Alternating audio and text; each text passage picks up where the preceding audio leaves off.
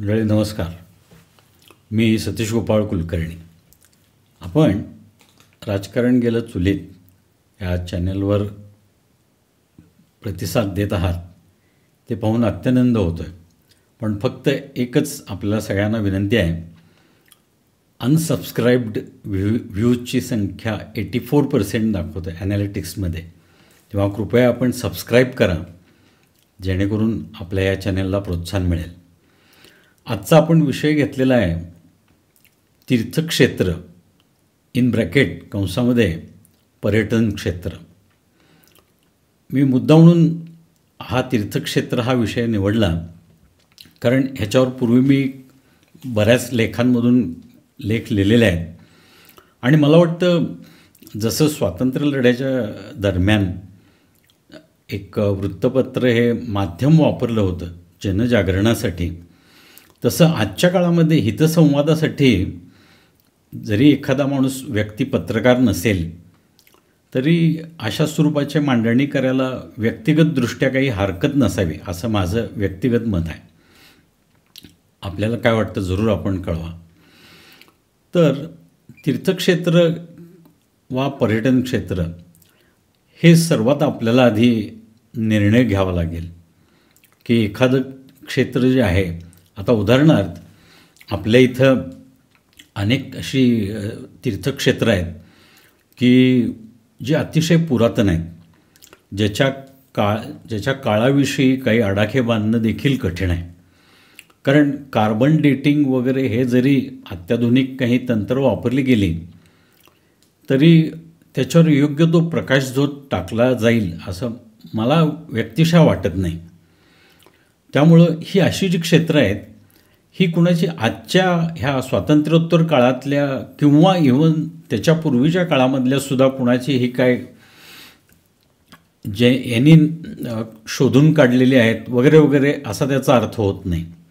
जे पुरातन काळापासून त्यांचं अस्तित्व इथं आहेच आणि श्रद्धेनं भाविक त्या काळी असेल त्या परिस्थितीमध्ये, पूर्वीच्या काळी काशीमध्ये आपल्याला कदाचित माहिती असेल आपल्यापैकी काही जणांना की घरातून व्यक्ती बाहेर पडला काशीला जायला की तो पूर्ण तिथं देहाचं विसर्जन करायसाठी जात होता.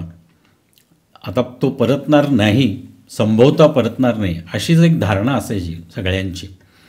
त्यामुळं काशी यात्रा किंवा चारधाम यात्रा ह्या परंपरागत आपल्या चालत आलेल्या आहेत. तेव्हा ही तीर्थक्षेत्र आज कोणी रस्ते केले, आज कोणी दळणवळणाची साधनं तिथं पुरवली त्यामुळे हे चालू आहेत असा त्याचा कदापि अर्थ नाही आहे.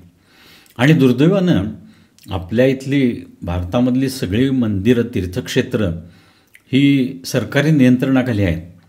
त्यामुळं त्या तंत्रावर चालवावं लागतं. उदाहरणार्थ काही ठिकाणी, बऱ्याच ठिकाणी अर्थात VIP दर्शनाची सोय आहे VIP लोकांसाठी.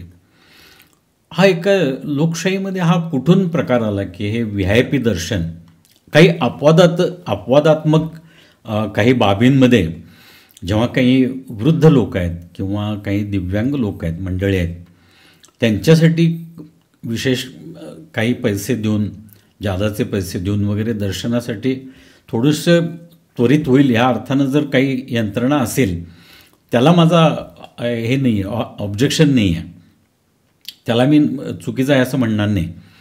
पण अदरवाईज जे स्वतः जाऊ शकतात, लोकप्रतिनिधी जे स्वतः रांगेमधून जाऊ शकतात किंवा अगदी VIP दर्शनामधून जाऊ शकतात, त्यांनी रांगेमध्ये जाऊन ह्या तीर्थक्षेत्रांच्या ठिकाणी जायला एक आदर्श घालायला काय हरकत आहे. गेला तो राजेशाहीचा जमाना जर गेलेला आहे तर आजच्या काळामध्ये सर्व जनतेमधून राहून दर्शनाला जे विशेष आपल्याला ज्या सुविधा मिळत आहेत त्या दर्शनासाठी येण्याच्या, ह्या टाळायला काय हरकत असावी. हीच बाब मी आणखीन वेगळ्या एका अर्थानं पुढच्या एखाद्या प्रकरणामध्ये वेगळ्या अँगलनं मी थोडीशी डिस्कस करणार आहे. पण आज आपण तीर्थक्षेत्रावर ह्याचा फोकस ठेवूया. हा झाला पहिला मुद्दा. दुसरी गोष्ट आहे की ही तीर्थक्षेत्र ही जसं मी आत्ता म्हटलं की काही स्वयंभू स्थान आहेत, काही मानवनिर्मित मंदिरं आहेत आणि तिथं श्रीविग्रहाची प्रतिष्ठापना वगैरे केलेली आहे. ही ही ही परंपरागत आपली असलेली गोष्ट आहे.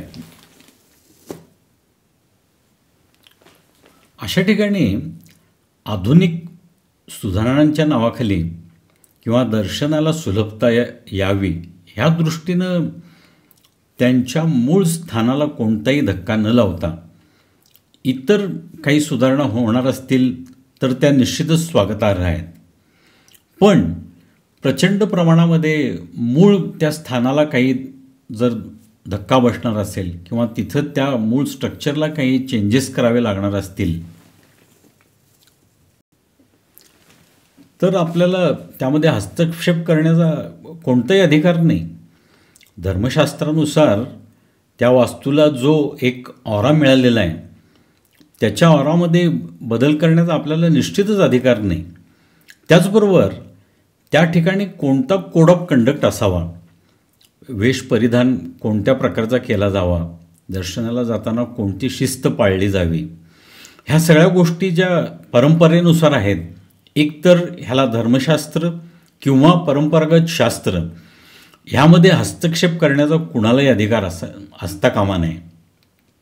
तिथं पाळले जाणारे निर्बंध जे आहेत, कुणी काही तिथं त्या व्यवस्थापनानं काही जे एका विशिष्ट चांगल्या शिस्तीसाठी जे काही मार्गदर्शक तत्त्व दिलेले आहेत त्यामध्ये ढवळाढवळ किंवा हस्तक्षेप करण्याचा कुणालाच अधिकार नाही आहे खरं तर. कारण हा विषय हा निव्वळ आस्थेचा विषय आहे आणि इथल्या परंपरेचा विषय आहे. त्यामुळं तीर्थक्षेत्र ही तीर्थक्षेत्रच राहू द्यावीत. ह्या ठिकाणी विशेष म्हणजे मी आणखीन एका लेखामध्ये माझ्या लिहिलं होतं की अशी जी स्थानं आहेत, उदाहरणार्थ कोल्हापूरचं महालक्ष्मीचं मंदिर आहे किंवा पंढरपूरचं विठुरायाचं मंदिर आहे, ह्या अशा ठिकाणांमध्ये जिथं श्रद्धाळू येतात आणि मूळ म्हणजे अशा ठिकाणी येणारे श्रद्धाळू हे वारकरी पंथाचे किंवा तत्सम पंथांचे असतात. वेगवेगळ्या पंथांचे महालक्ष्मीला येत असतील, पण विशेषतः पंढरपूरला तरी. अशा ठिकाणी ह्या तीर्थक्षेत्राच्या परिक्षेत्रामध्ये दारूची गुत्ते किंवा मांसाहाराची दुकानं ह्यांना काय स्थान आहे? इथं केवळ त्यामधून मिळणारं काहीतरी उत्पन्न आहे, दारू विकण्यानं काहीतरी उत्पन्न मिळणार आहे सरकारला किंवा मांसाहारी पदार्थ विकल्या जाण्यामुळं काही उत्पन्न मिळणार असेल तर उत्पन्न हा एकूणच दुय्यम गोष्ट आहे अशा ठिकाणी, असं माझं ठाम मत आहे. इथं कोणत्याही बाबतीत अशा ठिकाणी ह्या गोष्टींचा अंतर्भाव असता कामा नये ह्या शहरांमध्ये. तिसरी गोष्ट, मंदिर परिसरामध्ये उदाहरणार्थ कोल्हापूरचं महालक्ष्मी मंदिर आपल्यापैकी बऱ्याच जणांनी दर्शन घेतलं असेल. इतक्या वर्षामध्ये स्वातंत्र्योत्तर काळानंतरच्या ह्या एवढ्या वर्षामध्ये त्या मंदिर परिसरामध्ये कोणता बदल करण्यात आला हे कल्पनाशक्तीच्या पलीकडची गोष्ट आहे. कारण इतकं 3,500-4,000 हजार किंवा त्याच्यापेक्षाही ज्याच्या आपण काळाची आपण मर्यादा ठरवू शकत नाही ते मंदिर कधी बांधलं गेलं, अशा मंदिर परिसरामध्ये कमीत कमी मंदिर परिसराच्या आतमध्ये आल्यानंतर भाविकांना निव्वळ तिथं त्या मंदिराच्या त्या विशिष्ट वास्तूचा आनंद घेता यावा, तिथं त्यांना 2 क्षण बसता यावं असं ठिकाण. त्या ओवऱ्या ज्या वेगवेगळ्या आहेत तिथं ऑलरेडी तिथं काही गोष्टी विक्रींचे स्टॉल वगैरे मांडण्यात आलेले आहेत. तसंच मंदिर परिसराबाहेर देखील अतिशय एक अगदी दाटीवाटीनं सगळ्या गोष्टी मांडल्या गेलेल्या आहेत आणि इतक्या वर्षांमध्ये त्यांच्यामध्ये कोणताही बदल करण्यात आला नाही आहे. बाहेरून राज्यातून किंवा परगावामधून येणाऱ्या लोकांसाठी इथं वाहनतळाची व्यवस्था आज देखील व्यवस्थित उपलब्ध नाही आहे. तर ह्या सगळ्या ज्या ओऱ्या आहेत जिथं वस्तू विक्रेत्यांबद्दल माझं म्हणणं नाही आहे, त्यांना योग्य ठिकाणी बसवावं हे माझं ह्या गोष्टीमधनं सांगणं आहे की ते योग्य ठिकाणी मंदिरापासून काही अंतरावर असे बसलेले असतील तर भाविकांना घ्यायला ती सोय होईल, त्यांची विक्री देखील होईल. पण एकदा मंदिर परिसर जो आहे, आतला परिसर जो आहे, तो परिसर पूर्ण ह्या डिवोटीजसाठी दर्शनार्थींसाठी निव्वळ तो त्या मंदिराचा साधारण ऑरा आपण अनुभवावा, 2 क्षण तिथं थांबावं ह्या गोष्टीसाठी असावा. तो आत्ताच तो ह्या आपल्याच येणाऱ्या भाविकांच्या संख्येला आता तो तितका पर्याप्त नाही आहे तो परिसर, आणि त्यात ही तिथं दुकानं वगैरे दाटीवाटीनं उभे केलेले आहेत, बाहेर विक्रेते दाटीवाटीनं उभे केलेले असतात.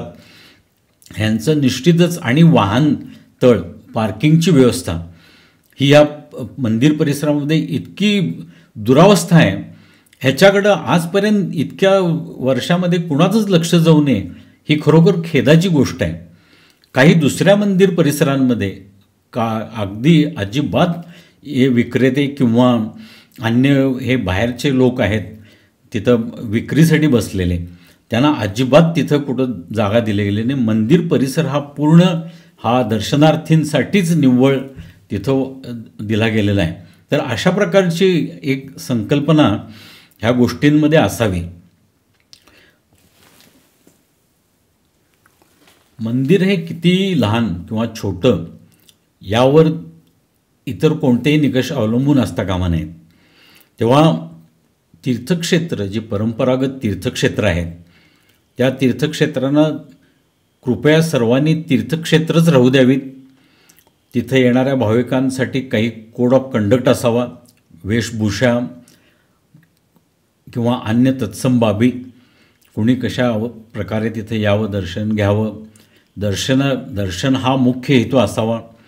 मंदिर परिसरामध्ये गेल्यानंतर आजकाल आपण काही श्रीविग्रहांसोबत चोरून सेल्फी काढल्या जातात. हा अतिशय एक ऑब्जेक्शनेबल प्रकार आहे. तेव्हा तीर्थक्षेत्रच असावी, तिथं अन्य कोणत्याही गोष्टींना तिथं स्कोप असता कामा नये. भाविकांसाठी चांगला परिसर असावा, मंदिराच्या कपॅसिटीनुसार त्याच्या साईजनुसार तिथं सोय असावी, आणि कुणालाही इथं VIP ट्रीटमेंट असता कामा नये. हे माझं या तीर्थक्षेत्रांच्या बाबतीमधलं वैयक्तिक मत आहे. आपल्याला जर ही मतं आवडली असतील तर निश्चित लाईक करा और शेअर करा. तसेच ह्या चॅनलला कृपया आपण सबस्क्राईब करा, जेणेकरून अशा गोष्टी ह्या विषय मांडण्यावर मला प्रोत्साहन मिळेल. आपण शांतपणानं आपला वेळ दिला त्याबद्दल आपले खूप आभार. धन्यवाद. नमस्कार.